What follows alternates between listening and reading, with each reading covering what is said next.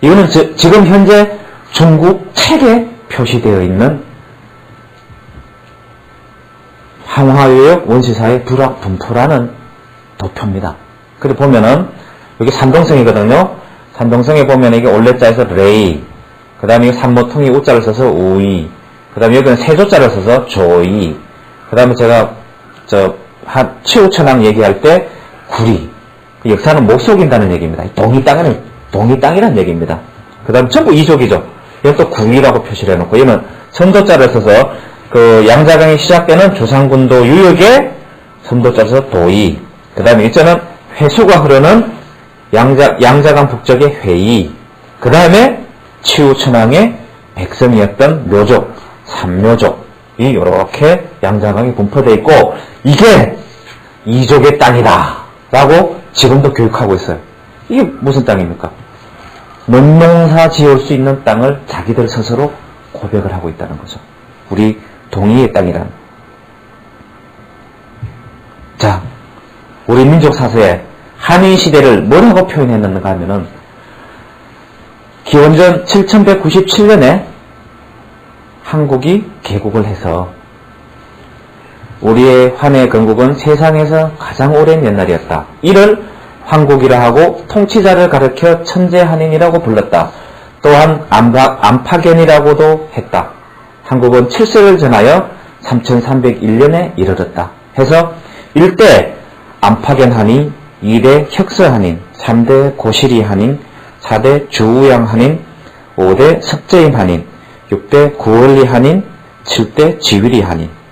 이 대수는 한 왕을 의미하는 게 아니라 왕조의 개념으로 이해를 해야 된다고 그 민족사학자들은 사실은 주장을 하고 있습니다. 이 지구상에 기원전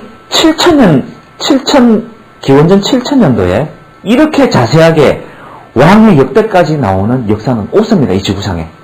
오로지 우리만 가지고 있다는 거죠. 그걸 반대로 얘기하면은 이 역사를 이 지구상에 부정할 사람이 아무데도 없어요. 왜? 부정할 수 있는 다른 나라는 이런 역사를 문헌 기록을 못 가지고 있다는 얘기죠. 그런데 거기에는 한국에 뭐라고 되어 있는가 하면은 옛글에 말한다. 파나르산 밑에 한인의 나라가 있었으니 천의 동쪽의 땅이다. 파나르의 나라라고도 하는데 그 땅이 넓어 남북이 5만리요 동서가 2만리이니 통틀어 말하면은 한국이요 갈라서 말하면은 제가 아까 말씀드린 12연방국을 두고 하나님께서 이 나라를 다스렸다고 되어 있는데 그 나라 이름이 뭐냐면은 비리국, 양흥국, 구막한국, 그 다음에 구다천국, 일본국, 우로국 혹은 필라국이라고 객현한국, 구모회국, 그 다음에 내구여국, 그 다음에 사나바국, 선비국, 수미리국, 인이 합해서 12국이다. 천에는 지금의 북해라 한다.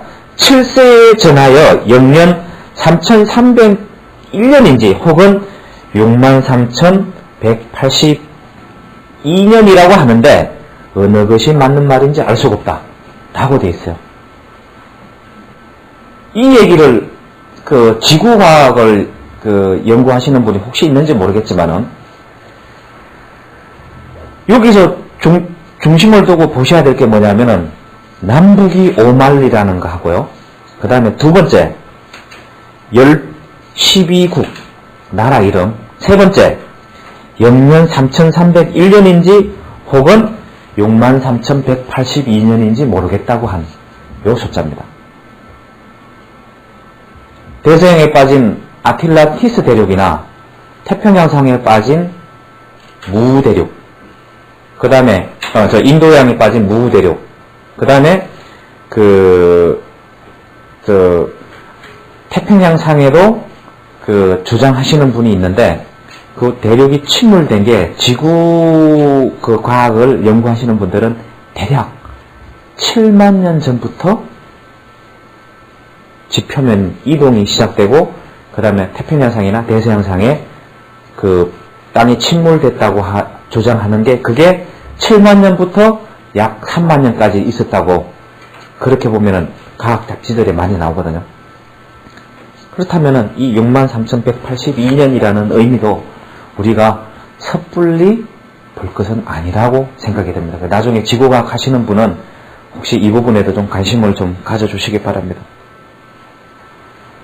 한국 12연방의 위치가 어딘지는 누구도 정확히 알 수가 없습니다.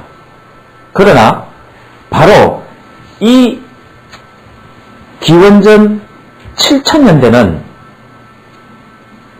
여기가 지금 일본이거든요. 일본. 이 땅 전체가 이렇게 붙어 있었고, 여기 지금 대만입니다. 대만도 이렇게 붙어 있었고, 그 다음에 이 황해가 큰 강줄기, 아리수라고 하는 큰 강줄기로 기원전 7000년 정도에는 대륙이 붙어 있었습니다. 한반도하고 물론 일본하고는 땅이 붙어 있었고요. 그 다음에 여기에는 큰 호수가 하나 있었던 그때 당시의 지형입니다. 요거는 이제 7만년 하늘민족 역사라는 책을 엮으신 민족사인 유한기 선생님의 주장입니다. 비교적 제가 볼 때는 가장 진실에 근접한 지도라고 봤기 때문에 제가 소개하는 겁니다. 그런데 이게 맞다고는 볼 수 없습니다.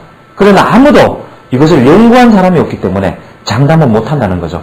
그렇다면 여기가 구다천국, 오로국, 이거는 뭐 몽골 초원 쪽이 되겠죠. 그 다음에 저 한반도를 주는 숙밀이고, 그 다음에 객현한국, 구막한국, 그 다음에 매구여국, 일군국, 비리국, 양국, 선비국, 구매국, 사나바국. 그래서 이 한국 12연방이 나중에는 이쪽에 그 이스라엘 민족의 모태가 되는 수메르 민족의 모태가 되고, 그 다음에 요 베링 해협이 붙어 있을 때 아메리카 인디언 쪽으로 넘어가는 원류가 됐다고 주장을 하고 있습니다. 혹시 아메리카 인디언에 관심이 있으신 분이 있나요? 아메리카 인디언이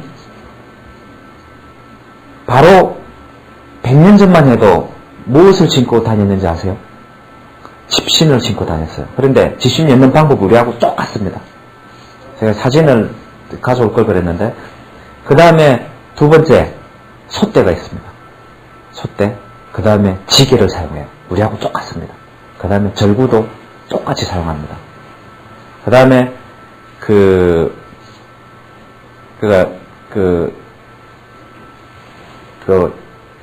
아메리카 대륙을 발견을 하면서 소위 말하는 서양 사람들이 인디언을 학살을 하는데, 사실 누적 개념으로 1억 명을 살상을 했다 그러거든요. 근데 그 1억 명을 살상을 할 때, 살상의 기준이 뭐였는가 하면은, 엉덩이를 딱 벗겼을 때 몽골 반점이 있으면은 무조건 참사를 했답니다. 몽골 반점이 무엇을 대표하죠? 우리 동이족, 우리는 동이족입니다. 동이족의 특징이 뭐죠? 첫 번째, 쌍깍지. 그 새끼 발톱이 두 개로 갈라진. 그 다음에 두 번째가 뭐냐면은 그 편두입니다. 뭐냐면은 동이족은 항상 머리를, 자식이 났을 때 머리를 좋게 하기 위해서 돌베개를 배웠어요. 근데 의학적으로 그게 가능한지 그게 근거가 있는지 모르겠지만 하여튼 그 돌베개를 배워서 이게 뒷머리를 납작하게 만들었고, 그 다음에 어릴 때 이 앞니빨 2대를 태어나면은 빼버렸습니다. 자리가 나면은. 그것도 무슨 요인이 있나 봅니다. 그 다음에 변발.